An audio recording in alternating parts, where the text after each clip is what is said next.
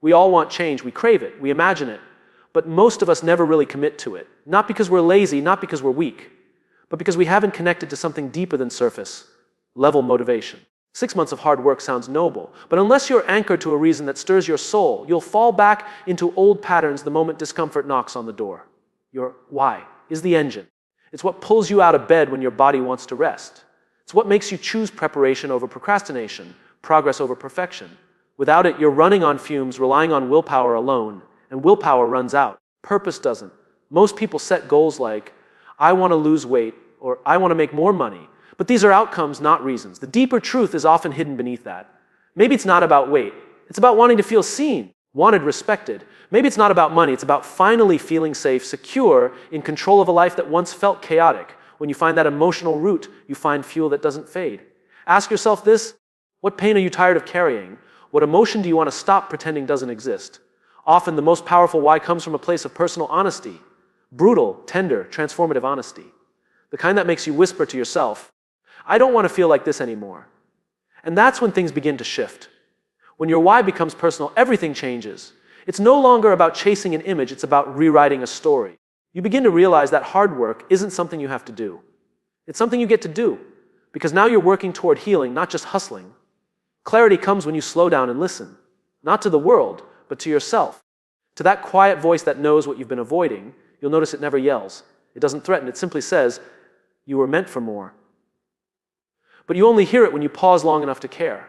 A deep why is not always glamorous. Sometimes it's born from heartbreak, rejection, or fear. But that's what gives it power. When you dig deep enough to say, this stops with me, or I refuse to pass this pain forward, your 6 months take on a different shape. They become a mission, not a resolution. So when people ask what you're working toward, you may not always have the words. And that's okay. Because the most powerful why isn't something you say out loud. It's something you carry with you silently in every action you take. Time is strange. 6 months can feel like a blink or a burden, depending on how you live it. When we're scrolling, drifting, or waiting for the right moment, time disappears. But when we focus, when we work with intention, 6 months stretches wide and full. It's not the amount of time we have, it's how awake we are inside of it. We convince ourselves we're too busy that 6 months won't make a dent. And yet, we'll spend that same amount of time complaining, comparing, hesitating, or endlessly planning without acting. The truth is, we don't lack time. We lack urgency wrapped in clarity. We wait for motivation to appear like a guest we never invited. Ask someone about their goals, and they'll say things like, someday, or when things calm down. But someday isn't a day on the calendar. Things rarely calm down. There's no perfect window. There's only now and what you choose to do with it. Time is an illusion that favors the one who acts. We are taught to measure time in days, months, and years. But progress isn't made in those terms. It's made in moments of decision, one early morning workout, one email sent, one uncomfortable truth faced. Stack those for 180 days and what you have is not just a new habit, it's a new identity. We're often too obsessed with what can happen in a week. We want instant feedback, quick results, visible proof. But real transformation is rarely visible in the beginning. It happens below the surface, quietly. And then, almost suddenly, it reveals itself in how you walk, speak, and live. We forget that time is passive unless you activate it. 6 months on autopilot and 6 months on purpose are not the same 6 months. One drains you, the other remakes you.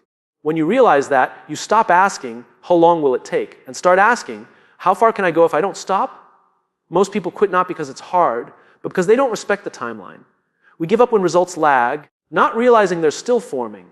6 months of effort isn't about creating a perfect life. It's about building momentum that compounds long after the 6 months are done. And in that space between who you were and who you're becoming, time becomes your partner, not your enemy. You stop chasing shortcuts. You stop bargaining with effort. You start showing up, not because you have time, but because you finally see what time can become when it's filled with purpose. Most people think of discipline as restriction, as punishment, as something cold, rigid, and joyless. But that's because they've misunderstood it. Real discipline isn't about denying yourself. It's about choosing yourself. It's the quiet decision to show up for your future, even when your present self wants to quit. Every time you keep a promise to yourself, you reinforce the belief that you are someone worth trusting. That matters, because most of the pain people carry isn't from what others did to them. It's from what they keep doing to themselves, skipping commitments, breaking routines, lowering standards. Over time, that erosion adds up. It starts to shape identity. When you say you're going to wake up early and you don't, your brain learns not to believe you. When you say you'll start the project, change your habits, or fix your finances, and nothing changes yourself, trust crumbles. Discipline is how you rebuild that trust. It's not glamorous. No one applauds it. But it's sacred because it's personal. We're conditioned to keep our word to others out of politeness, fear, or duty. But what about keeping our word to ourselves? That's where true character is built. When you begin to treat your own goals with the same urgency and respect you give to someone else's deadline, you begin to step into self-leadership. Discipline doesn't mean you're always motivated. It just means your values are stronger than your moods. It means there's a part of you calm, clear, committed, that's louder than the voice that says, just skip today. Discipline doesn't scream.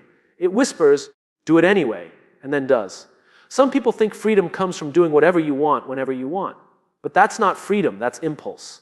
Real freedom comes from structure, from knowing you're not a slave to urges or moods. Discipline puts your life on a foundation, not a guessing game. It's not about control, it's about care. When you respect yourself, you treat your time differently. You feed your body differently. You let go of things that lower your energy or waste your potential. Discipline becomes less about rules and more about alignment. You don't follow it because you have to.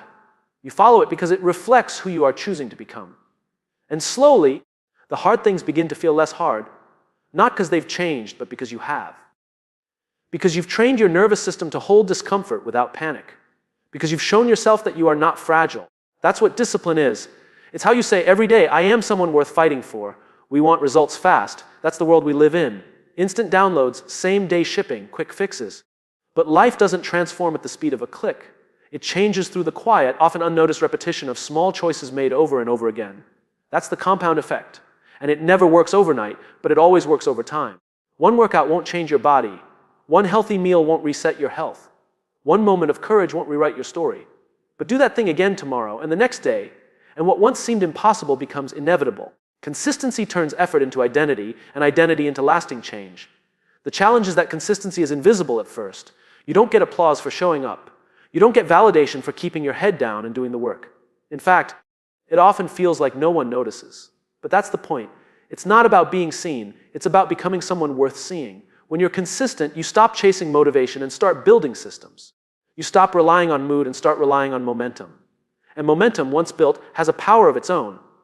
It's the difference between a fresh start and a permanent shift. It's what separates wishful thinking from lived reality. People often overestimate what they can do in a week and underestimate what they can build in 6 months. That's because we're wired for dopamine, not discipline. But the compound effect doesn't care about dopamine. It rewards discipline, slowly, quietly, and then all at once. It's easy to get excited at the beginning. Day 1 always feels heroic. But day 23, day 67, day 142, those are the days that matter most. That's when you face resistance, doubt, boredom. And that's when the compound effect is watching, waiting to see if you'll keep your word when no one's cheering. Success doesn't come from doing extraordinary things once. It comes from doing ordinary things consistently, drinking water, moving your body, reading 10 pages, choosing focus over distraction. You may not see a difference today, but your future self will thank you for the seeds you planted. And what's powerful is that the results sneak up on you. One day you'll look in the mirror, or check your bank account, or walk into a room and realize you're not the same. Not because of one big moment, but because of hundreds of small ones that you never skipped. Even when no one noticed, there's so much noise. Opinions disguised as truth.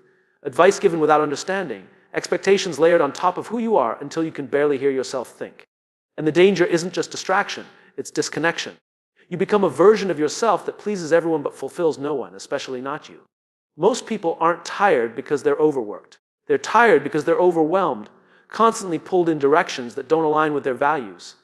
They chase validation instead of vision. And in all the chasing, they forget the sound of their own voice, the one that knows what matters and what doesn't. You can't create real change if you're living in reaction mode. If every decision is shaped by what others might say or think, your life becomes a performance, not a pursuit. You weren't meant to perform. You were meant to build, to grow, to choose. And that requires space, mental, emotional, spiritual space. To come back to yourself, silencing the world doesn't mean you ignore people. It means you filter the noise. You get honest about who's allowed to influence you. You step back from constant comparison, constant scrolling, constant stimulation. And in that pause, you begin to hear something softer, quieter, and far more honest. That voice inside you. It's not loud. It doesn't shout. It doesn't beg for attention like the world does. It speaks through tension, through gut instincts, through that moment of stillness when you know you've been lying to yourself. Listening to it doesn't always feel good, but it always feels right. There's a difference between alone and being in solitude. Solitude is where alignment happens, where ideas form, clarity surfaces, and decisions start making sense. When you give yourself space to listen, truly listen, you begin to notice what you've been avoiding and why it matters now more than ever. So many people are running toward goals they didn't choose, chasing dreams that aren't theirs. They don't know what they want because they've never stopped long enough to ask. Listening to yourself isn't selfish. It's how you remember what matters before the world convinces you to forget. There's a version of you underneath the noise, quieter, wiser, more certain. That version doesn't need permission. It doesn't need to be loud.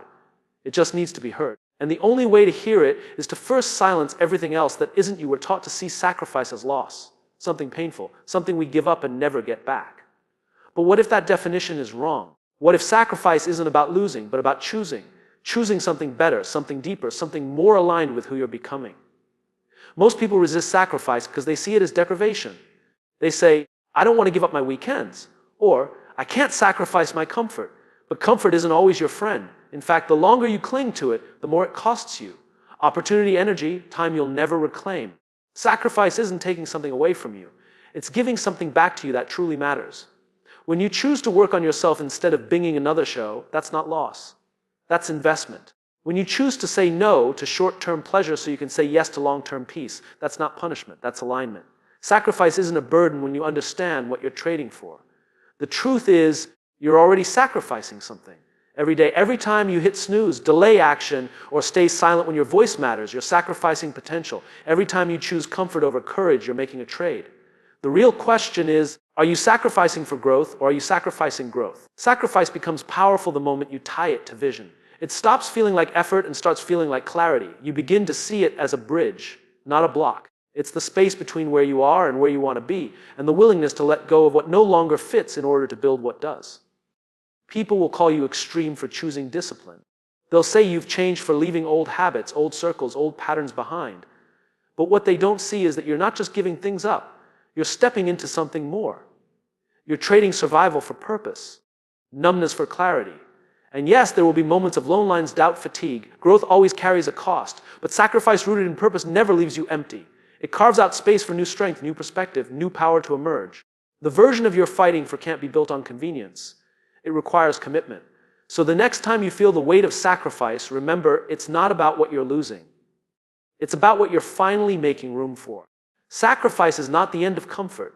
It's the beginning of freedom from what's been holding you back, and most people wait to feel ready.